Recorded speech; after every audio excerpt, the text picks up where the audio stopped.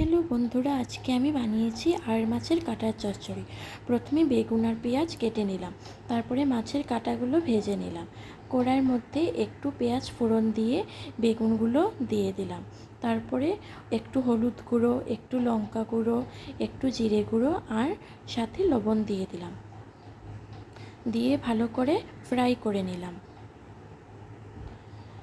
তারপর ফ্রাই হওয়ার পরে আদা কুচি আর লঙ্কা কুচি দিয়ে দিলাম, সাথে মাছের কাঁটাগুলো দিয়ে দিলাম।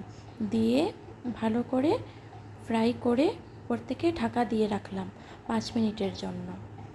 তারপরে 5 মিনিট পর একটা সার্ভিং বোলে নামিয়ে উপর থেকে লেবু পাতা দিয়ে দিলাম। দিলেই রেডি হয়ে গেল আর মাছের কাঁটার চচ্চড়ি। বন্ধুরা, তোমাদের যদি আমার এই ভিডিওটা ভালো লেগে থাকে তাহলে like, comment, share and subscribe অবশ্যই করো। Thank you.